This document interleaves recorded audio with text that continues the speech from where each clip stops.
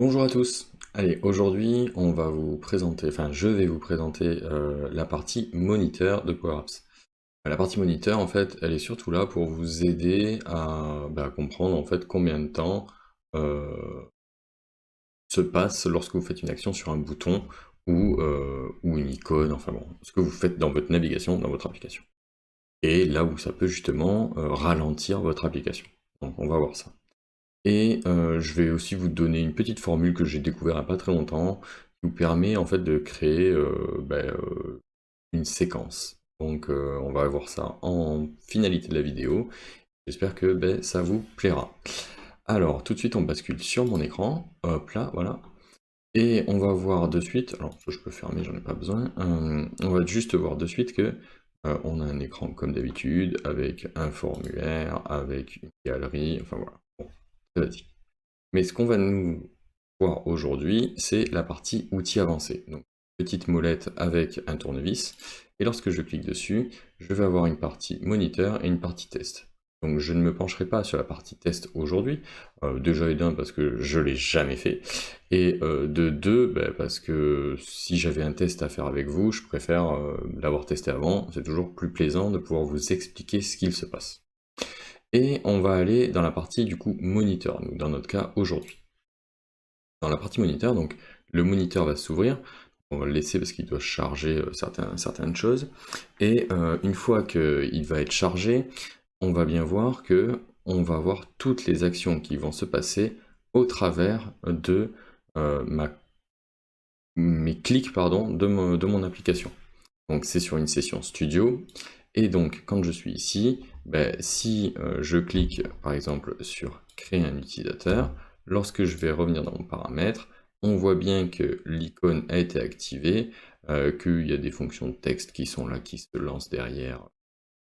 Pas trop pourquoi elles sont là, ils ont transmis une valeur vide, ok, très bien. Pas très très important, surtout qu'en plus on ne voit pas en fait de contrôle associé, pas vraiment à quoi ça sert. Donc, peut-être qu'on en saura plus à un moment ou à un autre, mais en gros, on voit que tout se passe bien. Et là, en durant millisecondes, il y a 0 parce que je pense que ceci ne compte pas de millisecondes, ça doit être instantané. Donc on va revenir dans l'application et on va s'imaginer donc maintenant que je vais rentrer des informations dans un formulaire.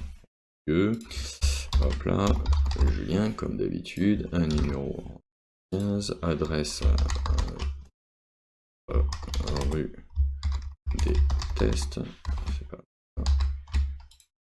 une ville, on va mettre Toulouse, ça c'est bien, 31 000, le pays, bon, on va pas s'embêter, France, une profession, testeur, plus je fais des tests de grandeur nature, c'est cool, un petit chat et un commentaire aucun, voilà.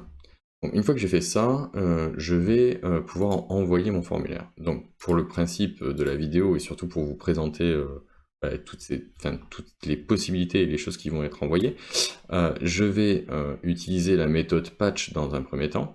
Donc la méthode patch, elle, va me permettre donc d'envoyer les données qui sont dans le formulaire sans réinitialiser le formulaire. Comme ça, je pourrais le réutiliser dans la méthode submit form. Comme ça, on a vraiment les mêmes données et on voit combien de temps ça prend dans un cas et dans l'autre.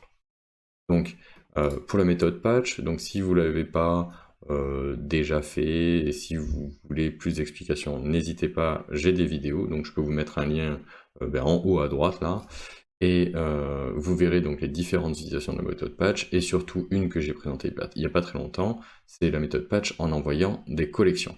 Donc là en fait c'est le même principe, sauf qu'au lieu de mettre une collection, on met form1.update. En gros, aujourd'hui, quand on fait form1.update, c'est comme envoyer une collection avec juste une entrée, et donc cette entrée, elle a comme information que pour la colonne nom c'est Oulieu, que pour le prénom c'est Julien, et ainsi de suite. Il va juste créer cette collection et l'envoyer. Voilà pour la petite analyse. D'ailleurs, si vous souhaitez faire peut-être de la méthode patch au lieu du submit form dans vos différentes instances, voilà, vous pouvez utiliser des formulaires cachés peut-être et les faire remplir ou remplir les formulaires et utiliser du coup le form 1.update pour l'envoyer. Ça peut être des techniques. Euh, donc, on va de suite exécuter celle du patch. Donc, je clique. Donc là, il lance ma méthode patch et je vais pouvoir aller au travers du moniteur, regarder ce qu'il s'est passé. Donc on va voir que on récupère toutes les informations que j'ai saisies, hein. Donc je suis arrivé dans le data card value 1, j'ai mis du texte, onSelect du data card value 2, et ainsi de suite. Donc ça peut être pardon, ça peut être intéressant lorsque vous faites justement ces tests-là, ou même que lorsque vous créez une application, de bien renommer certains contrôles, puisque vous allez pouvoir les retrouver dans cette information-là, et vous allez pouvoir de suite peut-être mieux les traiter dans votre application. Sachant qu'aujourd'hui, maintenant, si vous voyez un contrôle avec marqué data card value 10, déjà vous savez que c'était dans un formulaire, entre guillemets, puisque c'est là où c'est créé. Mais en plus de ça, comme on l'a vu dans la dernière vidéo, vous avez une petite loupe. Cette petite loupe, ben, elle est assez simple, hein.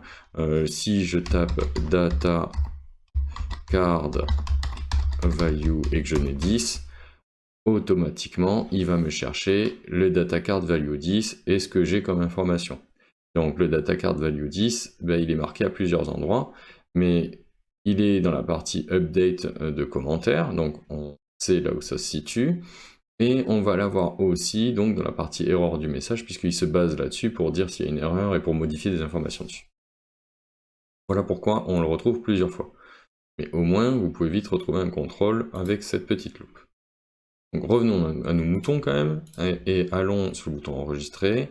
Nous allons couper la façon de faire le patch, et nous allons mettre le submit form. Alors, pour ceux qui seraient nouveaux et qui ne l'ont jamais fait, lorsqu'on met des doubles slash, si je dis pas de bêtises, si jamais je me suis trompé, n'hésitez pas, mettez-le en commentaire, c'est anti-slash, enfin voilà, n'hésitez pas. J'essaierai de retenir ça pour les prochains tutos. Et donc en mettant ces doubles slash, puisque j'utiliserai cette façon de le dire, je peux commenter une partie de mon code. Donc dans mon cas, j'avais commenté submit form pour pouvoir utiliser patch, là je commande patch pour utiliser que submit form. Donc quand je fais submit form, on va voir ce que ça fait. Donc mon formulaire va se vider à la fin d'un submit form. Pas très grave, vu que j'ai fait ma méthode patch, on pourra voir les différences qu'il y a entre les deux. Et lorsque je clique sur le bouton enregistrer, donc pareil, j'ai eu mon petit pop-up d'attente et je suis revenu sur l'accueil. Lorsque je vais dans le moniteur, donc je vais descendre, ben, je suis descendu et je vais voir, je vais pouvoir justement imaginer, hop là, il est en train de traiter la demande. Si il m'a pas enregistré mes données là.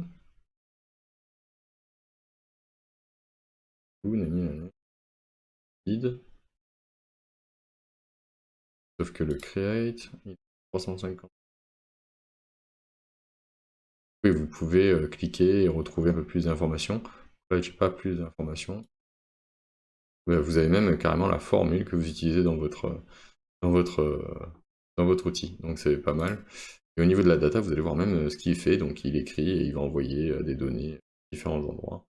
C'est plutôt cool si vous voulez avoir plus d'informations sur ce que vous faites et là où c'est envoyé. Donc on voit bien en fait toute la donnée, hein, elle est là, elle est envoyée dans un body en fait automatiquement et ça permet d'être traité derrière. Alors je vais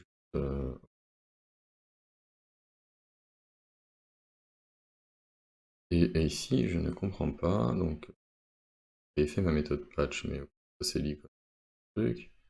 J'ai rempli mes... Ah bah si, ouais, ok, pardon. C'est moi qui me suis trompé, donc je ne voyais pas les lignes correctement, mais si, je viens de comprendre. Hop là, donc il y a eu la méthode patch sur cette ligne-là, et ici, comme on peut le voir, on va retrouver la méthode de la formule où c'était le submit form. Voilà, on retrouve mes doubles là, voilà, c'est ça. Elle n'a pas été énorme, 351 millisecondes en gros avec le patch, 309 avec le submit form. Donc c'est assez équivalent, enfin, surtout en utilisant cette méthode-là, hein, qui est d'envoyer une collection avec le patch. Je pense que si je faisais colonne par colonne, enfin mettant cette information colonne par colonne, on aurait des temps un peu plus importants d'inscription. Mais bon, à tester chez vous, je vous fais confiance pour ceci. Mais voilà, au moins le studio du coup Power Apps peut être en gros analysé et il permet à vous, au travers donc de ce moniteur, de savoir si une fonction ou une autre est un peu lente et vous pose des problèmes. Donc c'est plutôt cool. Donc là en fait c'est parce que j'ai des trucs qui étaient en texte que je transforme en value, donc il me met des petites erreurs. Mais enfin c'est des erreurs qui sont comprises, hein. La fonction value elle a converti un texte vide en une valeur vide. Ok, très bien, sauf que bon, ça fonctionne bien. Si on regarde, j'ai bien ma valeur du numéro et tout dans ma liste, donc tout fonctionne, j'ai pas de problème avec ça. Et maintenant, donc, on va se faire cette petite fonctionnalité, alors toute bête, hein, mais ça s'appelle séquence. Et hop là, bon, bah, du coup, déjà lancé, c'est pas très grave. On va faire clear la collection.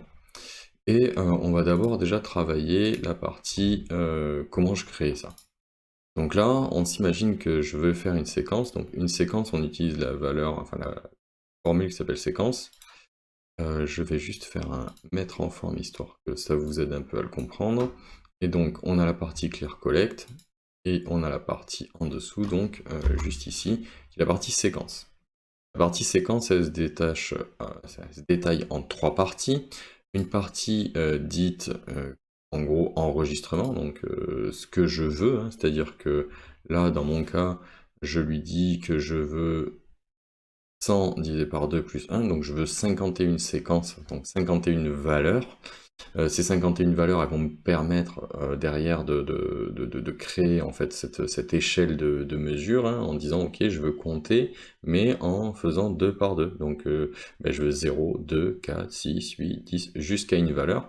Donc moi je me suis pris en fait une valeur qui est 100, hein, et c'est pour ça que quand on divise par 2 on trouve 50. Je rajoute 1 juste pour qu'il puisse aller jusqu'à 100 tout pile. Ça c'est des mathématiques. J'espère que vous serez capable de vous en tirer avec. Vous avez le deuxième paramètre qui est le paramètre de début, donc c'est-à-dire que si vous voulez démarrer à 0, vous mettez 0. Sinon par défaut, comme il est dit en haut ici, ça peut être 1. Donc c'est-à-dire que si vous mettez rien sur ce truc-là, ça démarrera à 1. Et si vous mettez rien ici aussi, l'étape de séquence est à 1. Donc si j'avais mis que ma séquence c'était 100, il aurait compté 1, 2, 3, 4, 5, 6, 7, 8, 9, 10, jusqu'à ce qu'il ait fait 100 valeurs. Donc ça serait certainement arrêté à 100 du coup. Si j'avais mis à 0, ça serait arrêté à 99, parce que 0, 1, 2, 3, et forcément il m'en manque 1, donc j'arrive à 99. Donc, quand vous voulez prendre une valeur de 0 et que vous voulez arriver jusqu'à la valeur totale de fin, souvent il faut rajouter plus 1. C'est pour ça que vous retrouvez le plus 1 dans la partie séquence ici. Donc moi j'ai eu besoin, typiquement pour une application toute bête, où j'avais besoin de créer une petite arborescence comme ça, enfin une galerie en fait qui me permet de faire ça, et en fait quand je fais créer collection ici, donc automatiquement il va me créer mes enregistrements, donc 0, 2, 4, 6, 8, 10, 12, enfin voilà, jusqu'à 100.